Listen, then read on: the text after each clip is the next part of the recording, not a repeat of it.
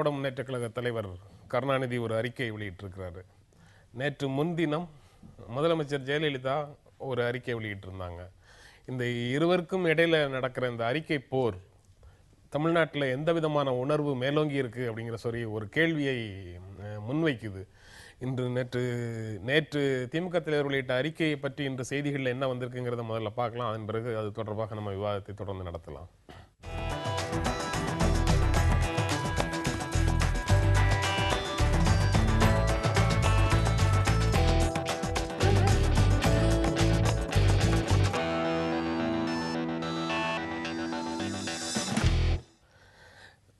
பாலு, அந்த அறிக்கையினுடைய திமுக தலைவருடைய அறிக்கையில் முதல்ல எடுத்த உடனே ஒரு அறிமுக உரை இருக்கு.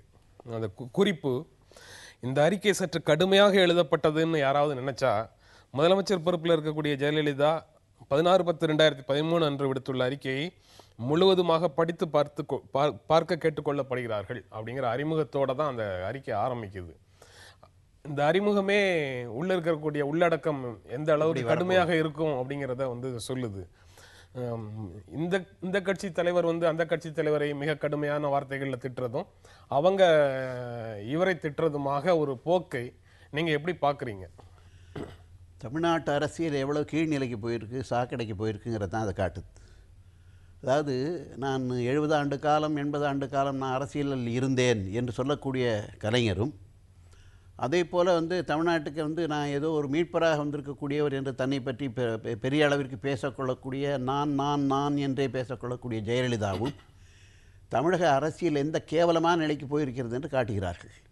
இவர்கள் சொல்லக்கூடிய அண்ணாவாக இருக்கட்டும், இல்லை தமிழ்நாட்டை மீறும் மாபெரும் பெரிய அரசியல் சக்திகளாக இருந்த ராஜாஜி ஆகட்டும், அதற்கு பிறகு இந்த காமராஜர் மற்றவர்களாகட்டும், அவங்களெல்லாம் இருந்த அப்படிப்பட்ட உயர்ந்த ஒரு நிலை என்பது எப்படி கேவலமாக போயிட்டுருக்கு அப்படிங்கிறதான் காமிக்குது. நான் ஏற்கனவே சொல்லியிருக்கிறேன். இவர் சொல்கிறாரு, இது ஆதித்தனார் இறந்தப்போ கூட போய் ஜெயலலிதா 3வது வீட்டிலேருந்து போய் பார்க்கலன்னு. நான் அதுக்கு முன்னாடி இதே நம்ம புதிய தலைமுறையில் சொன்னேன். பேராசிரியர் அன்பழகனுடைய மனைவி இறந்தபோது அதற்கு ஒரு அனுதாபம் கூட தெரிவிக்காத ஒரு பண்பாடல் தான் நம்முடைய ஜெயலலிதா அவர்கள். அப்போ என்ன என்று சொன்னால், இவர்களுடைய இந்த சாக்கடை சண்டை, இந்த குடிமிப்பிடி சண்டை என்பது தமிழக மக்களுக்கு எந்த வகையிலும் தொடர்பில்லை. அவர் என்ன எழுதுகிறாரு, சினிமா வசனம் எழுதுகிறாரு. கிட்டத்தட்ட இந்த பராசக்தியில் 52 எழுதுன பிறகு வசனம் எழுதுகிறாரு. நான் பாவனாக போட்டு. அதனால் என்ன பொருள்? அதில் ஏதாவது எஃபெக்டிவாக ஏதாவது இருக்குதுன்னு சொன்னால் சேது சமுத்திர திட்டம் ஒன்றை பற்றி தான் அவர் பேசுகிறார். அவர் சொல்வதெல்லாம் முழுக்க வசை மொழி. அண்ணாவின் பெயரை சொல்லி இவர் எப்படியெல்லாம் ஏமாற்றுகிறார் என்று கலைஞர் பேசுகிறார். அதே மாதிரி அவங்க தீய சக்தி அது என்று ஒரு அளவுக்கு மீறி பேசுவது. அதாவது ஒரு வார்த்தைகளை ஒரு பொறுப்பில் இருக்கக்கூடியவர்கள் எப்படி பேசுவது என்பது இல்லாமல் பேசுவது என்பதை தான் அது காட்டுகிறது. முதல்ல தமிழ்நாட்டில் கடந்த 20 வருடங்களாக இந்த 2 அமைப்புகள் தான் ஆட்சியில் இருக்கு.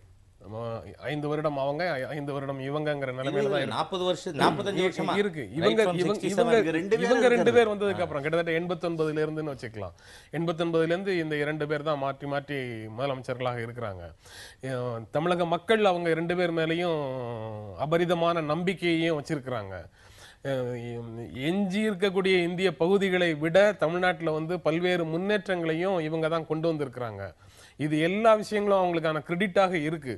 ஆனா இந்த ஒரு விஷயம் மட்டும்தான் வசைபாடும் அறிக்கைகள் அல்லது சொற்கள் அப்படிங்கறத அவங்க பயன்படுத்துறாங்கிறது மட்டும்தான் இங்க இருக்கக்கூடிய பிரச்சனைன்னு பார்க்கலாமா?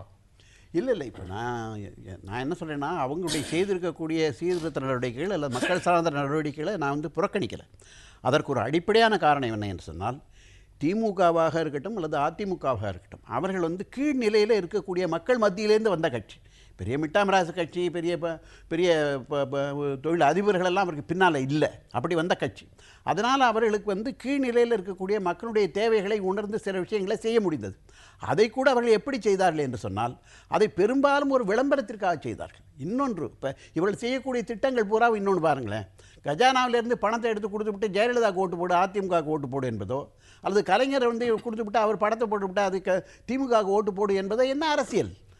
ஆக இவர்கள் செய்கிறார்கள் என்பது அது வேறு. நம்ம எதை பற்றி பேசுகிறோம் என்று சொன்னால், ஒரு தமிழகத்தினுடைய 5 முறை முதலமைச்சராக இருந்த கலைஞரும் 3வது முறையாக முதலமைச்சராக இருக்கக்கூடிய ஜெயலலிதாவும் பேசக்கூடிய அந்த சொற்கள் எப்படிப்பட்டவர்களாக இருக்கின்றன என்பதை பார்க்கும்பொழுது தான் தமிழகத்தில் அரசியல் நாகரிகம் எந்த கீழ்நிலைக்கு போயிருக்கிறது என்பதை நாம் பார்க்கிறோம். இல்லை, முதல் நிலையில் இருக்கக்கூடிய தலைவர்கள் இதே மாதிரி பொதுக்கூட்டங்களில் பேசுறதோ அல்லது அறிக்கைகள் விடுறதோ என்ன செய்தியை தொண்டர்கள்ட்டையும் மக்கள்கிட்டையும் எடுத்து செல்லுது அப்படிங்கிற கேள்வி வந்து எழுது. இப்படி பேசினா தான் இந்த மக்களுக்கு புரியும், இப்படி பேசினா தான் இந்த தொண்டர்களுக்கு புரியும் அப்படின்னு ஒரு நினைப்பு வந்து தலைவர்கள்ட்ட இருக்கு அப்படின்னு எடுத்துக்கலாமா? இல்லை, இது உசுப்பி விடுற வேலை கீழே இருக்கிற தொண்டர்களை. இதற்கு பிறகு என்ன நடக்கும் என்று சொன்னால், அங்கங்கே கலவரம், சண்டை, வெட்டுப்பழி, குத்துப்பழி எல்லாம் நடக்கும். இது வந்து கலவரத்தை தூண்டக்கூடிய பேச்சு. இந்த மாதிரி எல்லாம் வந்து அவங்க பேசுனாங்கிறதுக்காக இவர் பேசுவதுங்கிறது கூட நியாயமாக நான் என்னால் எடுத்துக்கொள்ள முடியல. நீங்கள் மற்ற நேரம் சொல்கிறீங்களா, நான் பெரிய 60 ஆண்டு காலம் 70 ஆண்டு காலம் அரசியல் வாழ்வுன்னெல்லாம் சொல்கிறீங்களா, நாங்கள் அதை மதிக்கிறோம். ஒரு கலைஞருங்கிற ஒரு தனிப்பட்ட நபர், கருணாநிதிங்கிற நபர் அரசியலில் வந்திருக்கக்கூடிய முன்னேற்றம், அவர் அடைந்திருக்கக்கூடிய அந்த உயர் நிலை என்பதை நாம் தனிப்பட்ட முறையில் பாராட்டத்தான் கடமைப்பட்டிருக்கிறோம். அந்த மாதிரி ஒரு பின்னணி வந்து ஜெயலலிதாக்கு இல்லை. ஆனால் இவர் அதற்கு தகுந்த பொறுமையோடு நடந்து கொண்டிருக்கிறாரா? இது எதை காட்டுகிறது சொன்னால், ரெண்டு பக்கமும் இவர்களுக்குள்ள அரசியலோ கொள்கையோ கிடையாது. என்ன இவர்களுக்குள்ள என்ன வேறுபாடு, என்ன கொள்கை? அதிமுகவுக்கும் திமுகவுக்கும் என்ன கொள்கை இருக்குது? திமுகவை எதிர்ப்பது அதிமுக கொள்கை, அதிமுக எதிர்ப்பது திமுக கொள்கை, அல்லது ஜெயலலிதாவை பற்றி மோசமாக பேசுவது. ஏன்னா இவர்கள்லாம் பேசாததா? ஆனா இது மாதிரி தமிழ்நாட்டில் இருக்கக்கூடிய பிரதான 2 அரசியல் கட்சிகள் இது போன்ற சொற்களை பயன்படுத்தி அறிக்கைகளை விட்டுட்டு இருக்கும் போது அல்லது பொதுக்கூட்டங்களில் பேசும்போது மற்ற அரசியல் கட்சிகள் இது தொடர்பாக கருத்து தெரிவிக்காம மௌனமாக இருக்கிறது ஏன் அப்படிங்கிறது ஒரு கேள்வி. இன்னொன்னு, அவங்களும் இந்த மாதிரி பேசுவதற்கு தயாராக இருக்காங்களா, எது அவர்களை தடுக்குது அப்படிங்கிறதும் ஒரு கேள்வியாக. நிச்சயமா இன்றைக்கு வந்து இந்த மாதிரியான 2 முன்னாள் முதலமைச்சர், இந்நாள் முதலமைச்சர்கள் வந்து பெரும் பொறுப்பில் இருக்கக்கூடியவர்கள் பேசும் பொழுது அனைத்து அரசியல் கட்சிகளும் மௌனமாக வாய்மூடி இருப்பது என்ன?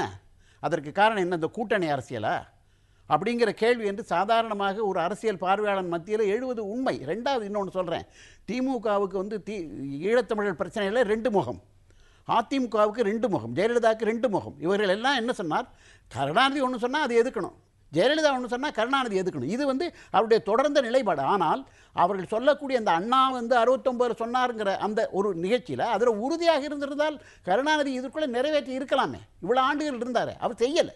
அதே மாதிரி தான் இன்றைக்கு இவர்கள் சொல்லுது. இதே சேசம் திட்டத்தை அதிமுக ஆதரித்தது. அதே மாதிரி ஈழத்தமிழர் பிரச்சனையில் இன்றைக்கு தனியீழம் வேண்டும் என்று பேசக்கூடிய ஜெயலலிதா பிரபாகரனை கைது செய்து கொண்டு வந்து சட்டமன்றத்தில் நிறுத்துவேன் என்று சொன்னது வரலாற்றில் இருக்குது.